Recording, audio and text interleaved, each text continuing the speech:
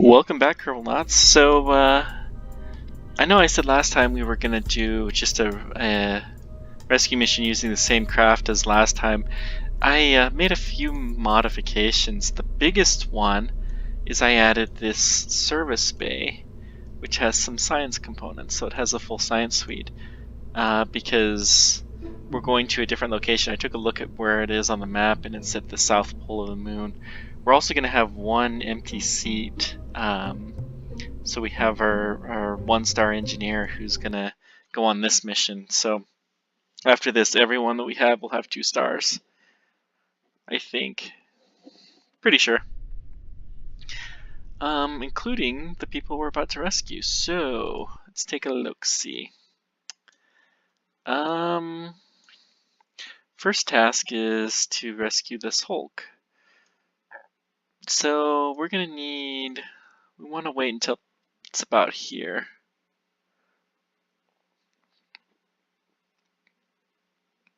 Real mission would have this planned out a little bit better, but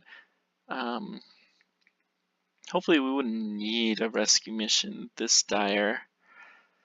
Let's go just a little scooch further. Perfect.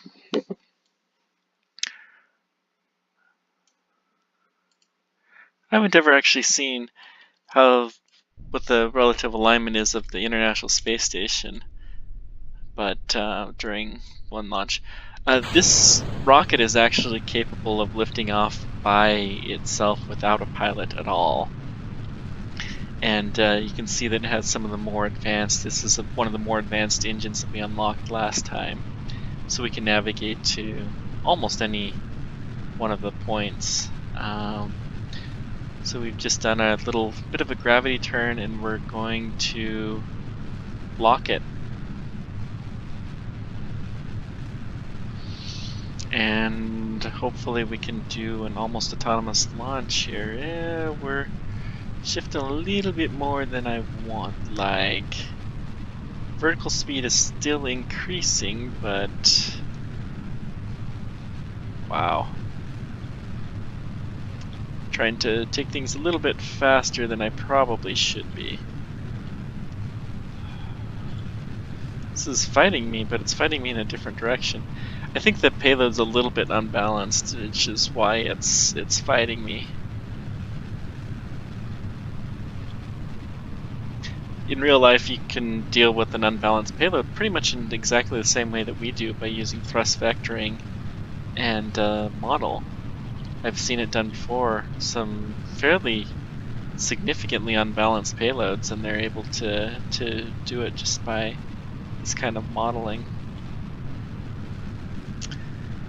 Okay, we can lock to Progade now.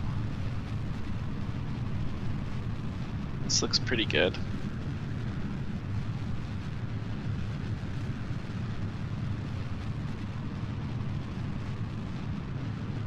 Other than the fact that we've rotated 90 degrees, it looks really good. Yeah, it happens. It happens. We actually wanna, we're a little bit too high. Wow, this is actually stable.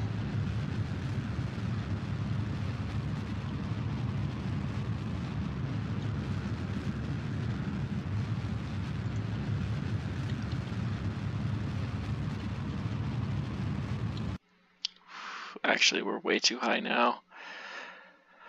Especially since we're going for a rescue mission. We should have gone earlier.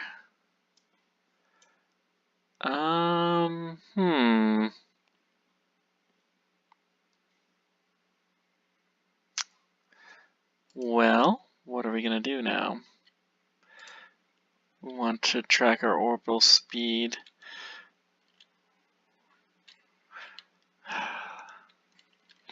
Really should do reaction control.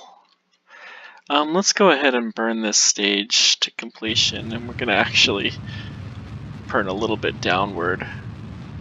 As horrible as that seems. We're too high.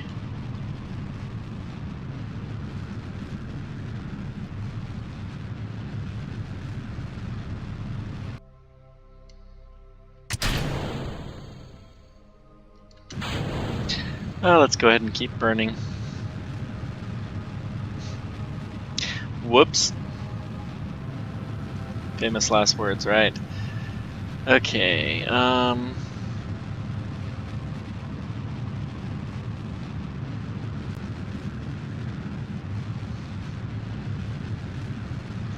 so we're gonna have to keep the periapsis as low as we can go. Well, descending node, inclination of a degree, that's not horrible. In fact, we're actually gonna take the periapsis, do something I normally don't recommend, but we're actually gonna go to a little bit inside the atmosphere.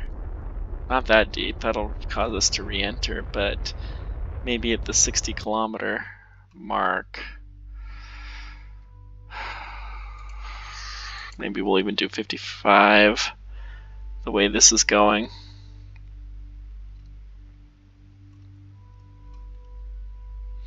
So let's lock on retrograde, prograde. Maneuvering a lot quicker with less of a spacecraft to worry about.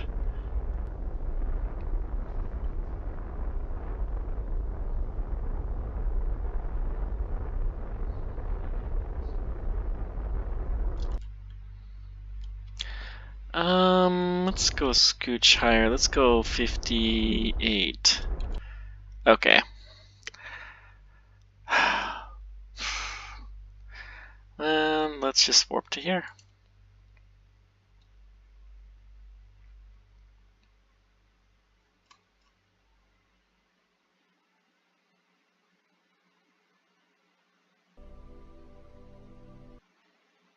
And of course, we're going through the upper parts of the atmosphere, so we will slow down a little bit. And we have to drop our physics mode.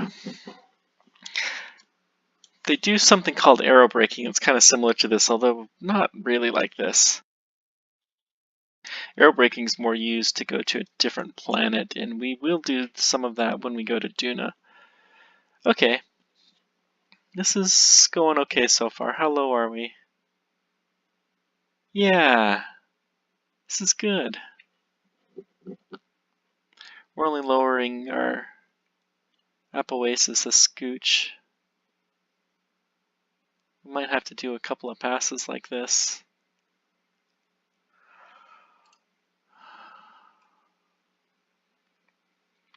The real question is, so the more we're doing this, the closer we're coming together. So this looks like our true closest point. 148.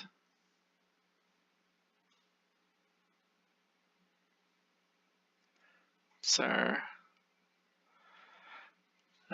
we've lowered our apoasis by about maybe 10 kilometers. I don't think we want to dip quite so low if we do this again. No, actually, we definitely don't want to do so low.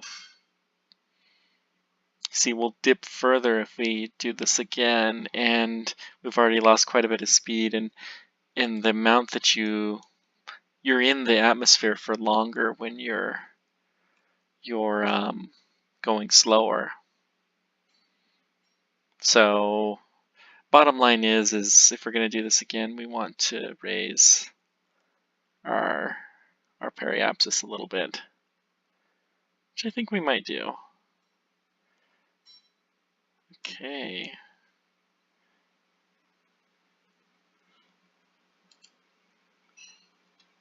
And we're in space again. Let's go ahead and warp.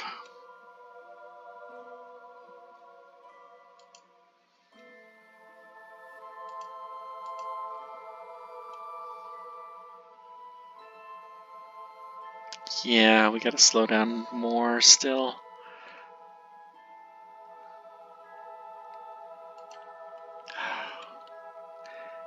So orbital rendezvous, they're not easy. Actually, I want to speed up a little bit. So we wanna, let's go for about 60, maybe a scooch more than 60. Yeah, that'll be fine. And let's warp through again.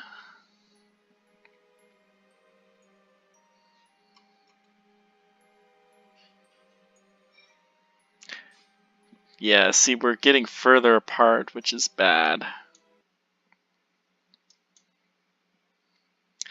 And the reason we're getting further apart is we're behind the spacecraft, and yet we are higher, so we're actually moving slower. So if we can get completely below the spacecraft, we'll actually move faster than it.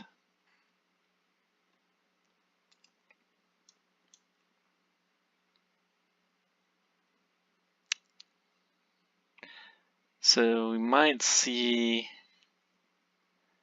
you can see that the separation is actually going down as we're slowing down, which is good. Good, good, good. I'm kind of surprised our inclination seems to be going down, which is kind of interesting. I didn't really expect that. Maybe I burned in such a way to do that. I don't know. I will not complain about it, though.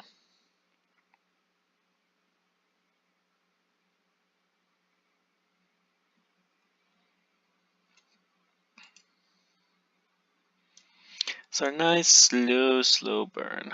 We see our target will be in front of us. And I don't think we see it because it's over the horizon. Yeah. Should be able to see it.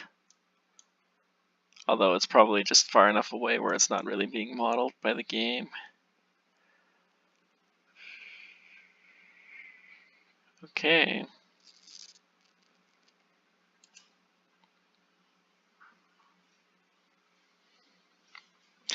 I think we could stand another pass about the same.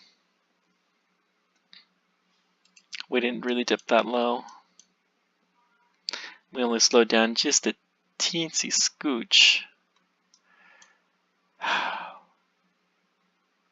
Man, that is a really low periapsis.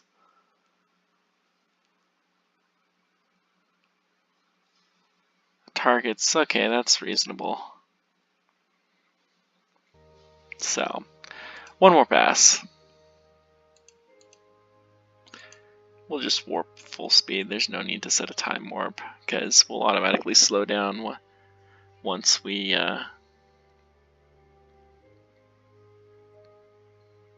hit the key points.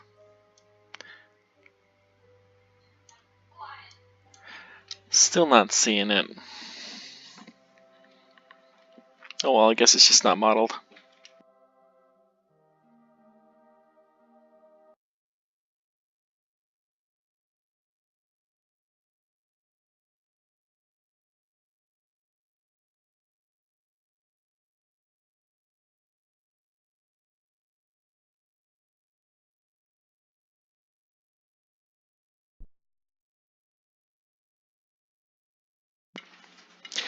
Okay, so we're coming along through another pass in the atmosphere. Hopefully this will slow us down.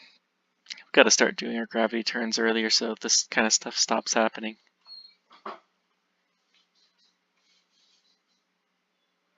Wonder if we're going to lose any more of our inclination. I'm really kind of surprised that's happening. That must be a coincidence. And wow, long pass here through. In real missions, they'll do aerobraking passes. So the Mars Reconnaissance Orbit, it arrived at Mars and then it sat and took about 6 months until it was in the science orbit where it could start really doing missions. They took a few pictures early on, but for the most part, they patiently were waiting another 6 months while at Mars to start doing their real science. Yeah, we're definitely getting closer. That's good. We're still okay. tell you what. I'm gonna hit the retrograde, and when we get a scooch, there we go. I'm gonna just do our burning here, and then we will, when we hit our apoasis, then we'll raise above, so we're not doing another pass.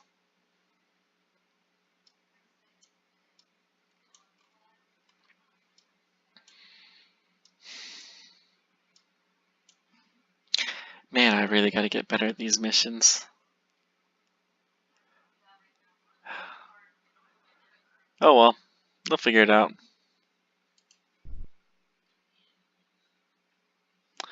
We'll get it figured out.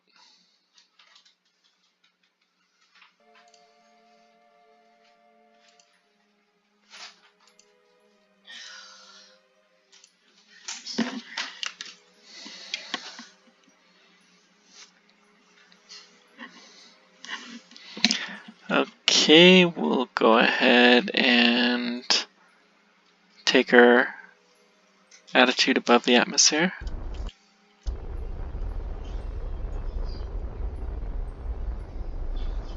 We do have plenty of fuel after all.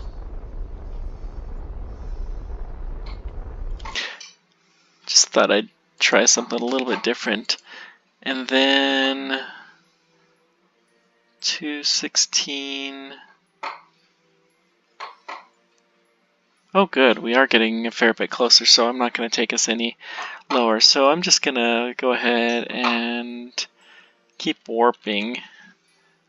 And it's only going to take a minute, so if you've already borne through me aerobraking, then I think you can stand another minute. You can see how each time it approaches a little bit closer. So 177.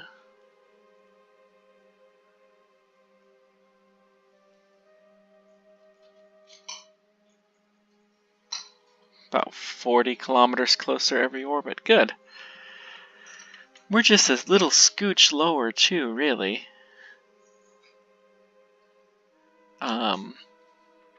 Looks like our periapsis is the only thing that's lower. Apoases are about the same. But that little bit of a difference really adds up over time.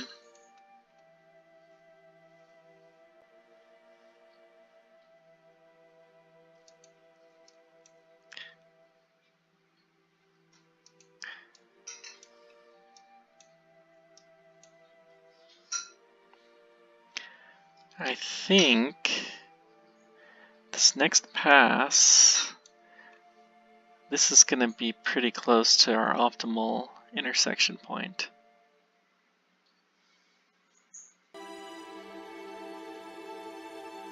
Wow, that was a loud change. Music. We still got one more orbit. Because we're still getting closer.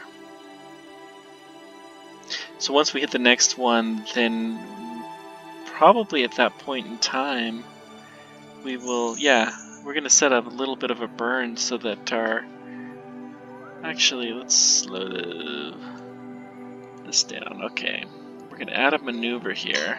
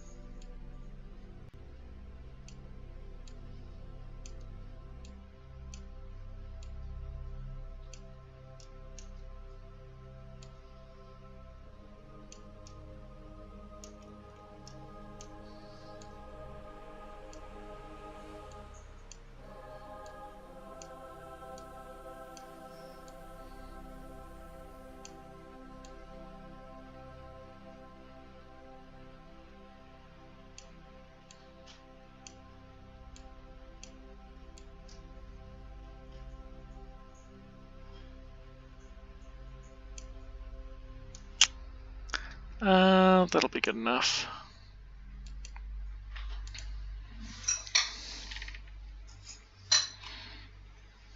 Five kilometers we can do or 500 meters we can do our slow approach.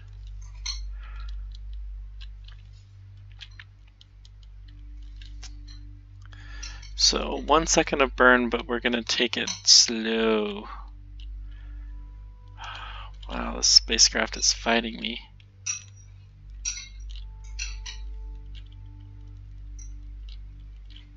Oh, that's why it's fighting me. Silly me. Use the right stability mode.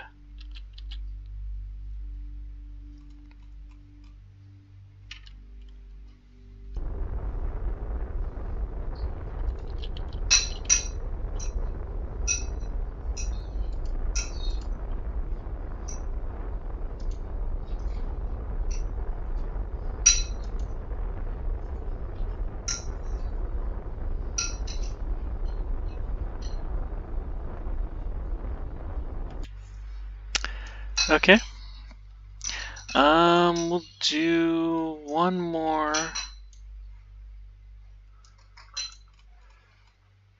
At the descending node, we'll try one more maneuver to get us a little bit closer.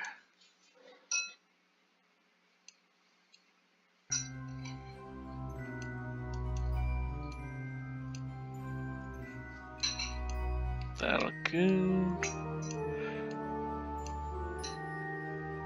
Perfect.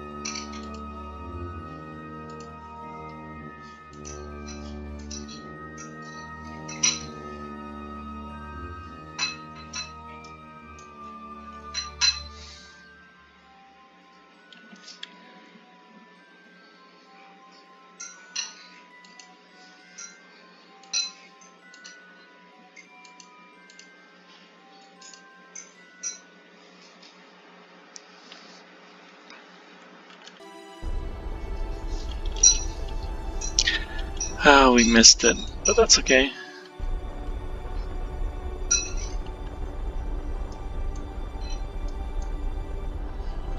We'll just do the best we can.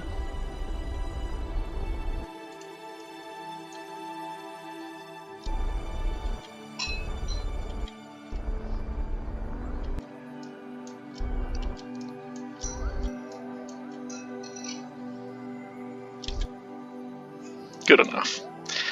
Okay, let's just warp till here and we will do full-blown final approach.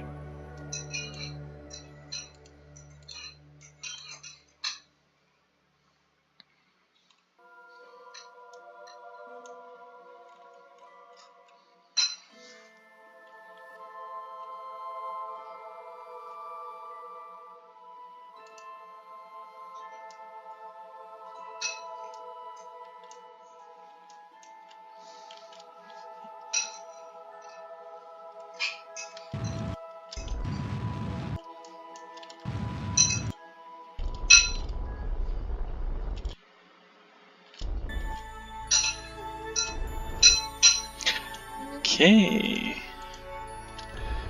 we're doing alright. So now we need to start moving towards the target. So right now we're kind of moving sideways. Oops, actually we want to go this direction.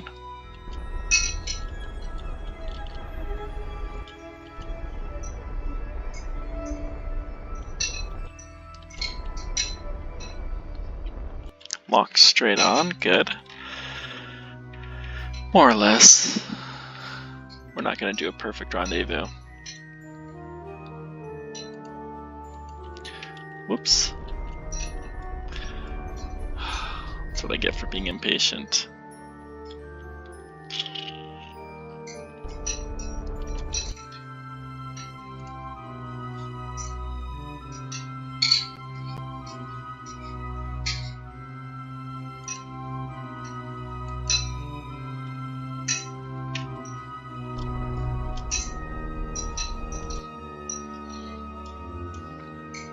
This is an interesting looking spacecraft. Okay, well, let's switch over. Oh, it's what is this? A lunar can. So this must be similar to the Apollo mission. Okay, let's go ahead and oops, move flight engineer up here. EVA. There anything to? Nope.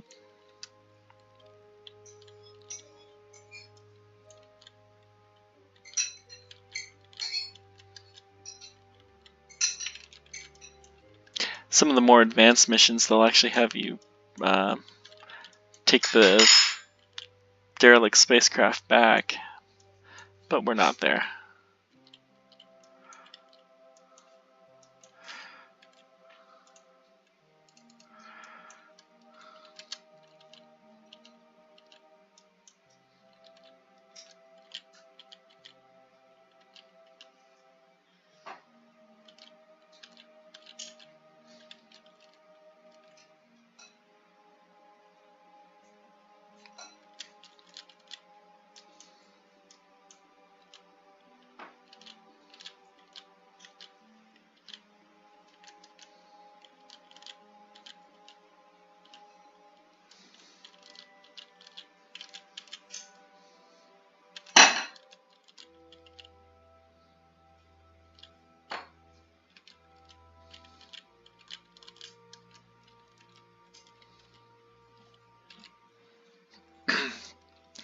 So I think we'll call this an episode here.